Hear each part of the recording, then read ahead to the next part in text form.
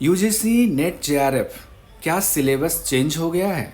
Syllabus को लेकर के बहुत सारा कन्फ्यूजन है। लोग नए सिलेबस के लिए लगातार गूगल सर्च कर रहे हैं और लोगों को पुराना सिलेबस दिखाई दे रहा है। ये रिपोर्ट देखने के बाद आपका सारा कन्फ्यूजन दूर हो जाएगा कि सिलेबस हमारा चेंज हुआ है या नहीं।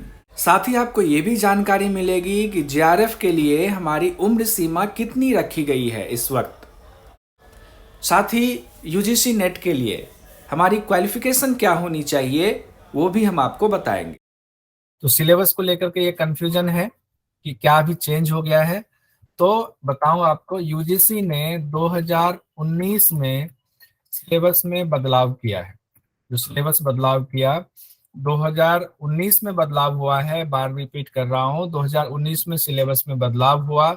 वही सिलेबस अभी भी चल रहा है और आगे भी अभी सिलेबस चलेगा जब तक कि कोई नया इंफॉर्मेशन नहीं आ जाता। अगर इंफॉर्मेशन कोई आती है तो हम आपसे उसको जरूर शेयर करेंगे। सिलेबस हर साल चेंज नहीं होता है, हर 2 साल 3 साल पे चेंज नहीं होता है, कई बार 10 साल पे। पिछला सिलेबस तकरीबन 10 साल पे चेंज हुआ था। और हाँ, चेंज सिर्फ इतना होता है कि नए सब्जेक्ट ऐड होते हैं। तो जैसे 2022 में कोई नया सब्जेक्ट ऐड हुआ, वो भी हम आपको अभी दिखाएंगे। तो कंफ्यूजन कहाँ होती है, दरअसल क्या होता है, जैसे ये गूगल क्रोम आपके सामने है।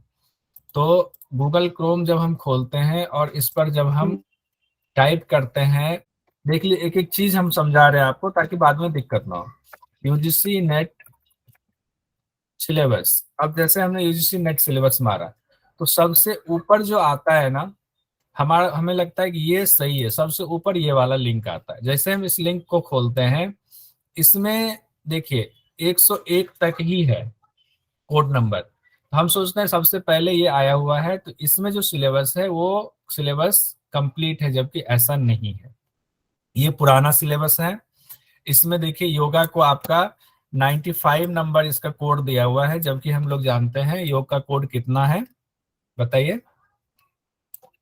100। 100। उसके बाद लेकिन जब हम आगे का खोलते हैं ये वाला लिंक, तो यहाँ आपको असली सिलेबस यहाँ पर मिलता है। और यहाँ साफ साफ लिखा हुआ है updated syllabus of UGC net applicable from June 2019 UGC net onwards. यानी कि जून 2019 में नया सिलेबस हमारा शुरू हुआ। अब इसमें इसका सबूत भी देख लीजिए, इसमें 103 तक कोड है और योगा का कोड देखिए, योग का 100 नंबर यहाँ दिया हुआ है। और इसको अभी हम लोग डाउनलोड भी करेंगे। इंग्लिश और हिंदी दोनों में आपका सिलेबस है। पेपर 1 का सिलेबस सबसे ऊपर है, उसके बाद फिर कोड दे करके अलग अलग सब्जेक्ट का दिया हुआ है। जो लेटेस्ट इसमें सब्जेक्ट ऐड हुआ है योग के बाद, Sindhi, Hindu studies, Indian knowledge system, ये 3 ऐड हुआ है बाद में, योग के बाद। यानी कि सिलेबस 2019 के बाद से नहीं बदला है, यही सिलेबस है। सिलेबस क्या है उसको भी देखेंगे। 2000 जून 2019 में ये सिलेबस लागू हुआ है और यही सिलेबस है। यानी 2023 में भी यही सिलेबस जारी है। सिलेबस यूं बार बार चेंज नहीं होता है, तकरीबन 10 साल या कई बार उससे ज्यादा भी लगता है टाइम सिलेबस को चेंज होने में। 10 साल पुराना होने की वजह से यूजीसी ने 2017 में इस एक विशेषज्ञ समिति का गठन किया था 2017 में। और तमाम न्यूज़पेपर में अगर अभी आप मारो तो न्यूज़पेपर जो वेबसाइट है न्यूज के, उसमें आपको इससे जुड़ी हुई खबरें मिल जाएंगी, जिसमें बताया कि 2017 नवंबर में विशेषज्ञ समिति का गठन किया गया था कि नए सिलेबस को हम सिलेबस चेंज करें, जो यूनिवर्सिटीज में पढ़ाए जाते हैं उसके हिसाब से अपडेट कर दें, क्योंकि जो यहाँ से नेट करके जाएंगे फिर कॉलेजेस में पढ़ाएंगे तो वो अप टू डेट रहे, इस वजह से हुआ। उसके बाद क्या हुआ, जो 2017 में विशेषज्ञ समिति बनी उन्होंने अपना ड्राफ्ट तैयार किया। उन्होंने यूजीसी को और मानव संसाधन विकास मंत्रालय को ड्राफ्ट भेज दिया। मानव संसाधन विकास मंत्रालय हम लोग जानते हैं, अब ये शिक्षा मंत्रालय हो गया। और फिर जब ड्राफ्ट तैयार हुआ तब जाकर के 2019 में चेंज हो गया हमारा सिलेबस। देखिए जेआरएफ के लिए जो आपका एज लिमिट होता है, जेआरएफ के लिए वो 30 साल दिया हुआ है। वो इस बार ही थोड़ा चेंज हुआ है, पहले ये कम था।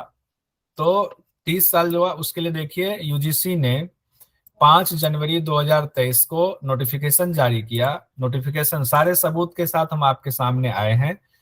5 जनवरी 2023 का ये नोटिफिकेशन है। इस नोटिफिकेशन में यूजीसी ने कहा एनटीए के माध्यम से कि देखिए जेआरएफ के लिए अब एज जो है वो 30 साल कर दी गई है, यानी कि 30 साल वाला ही, जिनका 30 साल तक जो है, 30 साल तक वाले आप जेआरएफ कर सकते हैं। देखिए JRF not more than 30 years age on 1/12।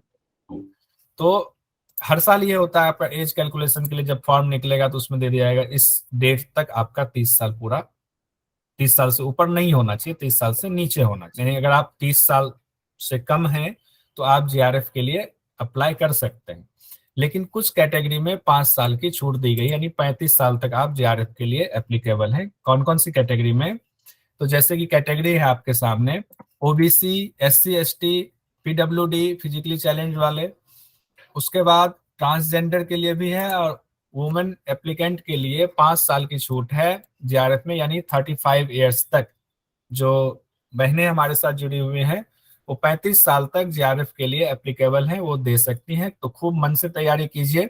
आपको पता ही है जेआरएफ अगर आपका क्लियर होता है तो गवर्नमेंट की तरफ से आपको एड मिलता है, आपको जो है पैसे मिलते हैं पीएचडी करने के लिए, रिसर्च करने के लिए। उसके बाद है candidate having research experience in the relevant field related to their post graduation, तो उनको भी 5 साल का इसमें जो है छूट दिया गया है। एलएलएम डिग्री वालों को 3 साल की छूट दी गई है, और जो आर्मी वाले हैं उनको भी 5 साल की छूट जेआरएफ के लिए दी गई है। इतना मुझे लगता है, इतनी जानकारी हमारे लिए काफी है। अब रही बात कि अगर हमारी एज 30 से ज्यादा या 35 से ज्यादा है तो हमें क्या करना है। तो हमारे लिए यूजीसी नेट जेआरएफ भले ना हो, नेट हमारे लिए हमेशा खुला हुआ है। नेट में कोई एज लिमिट नहीं है, और उसको असिस्टेंट प्रोफेसर का कहते हैं। या तो जेआरएफ का आपको मिलता है कि आप जूनियर रिसर्च फेलोशिप आपको दे दी गई है, आप पास हो गए, या असिस्टेंट प्रोफेसर के लिए है कि आपने असिस्टेंट प्रोफेसर का एग्जाम पास कर लिया, यानी आप इसके लिए एलिजिबल हो गए। इसमें क्या है, इसमें there is no upper age limit है for assistant professor posting in UGC, position in UGC. अब इसके लिए यानी कि आप किसी भी एज में, कोई 60 साल का है, 70 साल का, 80 साल का है, वो किसी भी एज में असिस्टेंट प्रोफेसर के लिए यूजीसी नेट का पेपर वो दे सकते हैं। अब है क्वालिफिकेशन हमारी क्या रहनी चाहिए। तो क्वालिफिकेशन के बारे में भी यूजीसी में साफ साफ दिशा निर्देश दिया गया है कि आप मास्टर डिग्री, मास्टर जो आप कर रहे हैं या उसको स्नातकोत्तर कह सकते हैं, ये 55% मार्क्स के साथ आपका पास आउट होना चाहिए। लेकिन जरूरी नहीं है 50% मार्क्स के साथ आपका पास आउट ही होना है। आप अगर पास नहीं हुए, आपने एग्जाम दिया हुआ है, रिजल्ट अवेटेड है, कोई नहीं, आप एग्जाम दीजिए। हाँ, उसमें एक छूट दी जाती है कि आपका रिजल्ट जब आया, एक टाइम पीरियड दिया जाता है, इस टाइम पीरियड तक आपका रिजल्ट मास्टर का आ जाना चाहिए, तो उसके लिए दिक्कत नहीं है। लेकिन 55% मार्क्स जनरल कैटेगरी के लिए आना ही आना चाहिए। लेकिन आरक्षित वर्गों के लिए 5% की छूट दी गई है, यानी कि 50% भी अगर आप आरक्षित श्रेणी से हैं, 50% आपको मास्टर में आ रहा है, एमएससी या एमए में, तो आपको, आप एलिजिबल हो, एजुकेशन क्वालिफिकेशन आपका इसके लिए कंप्लीट है।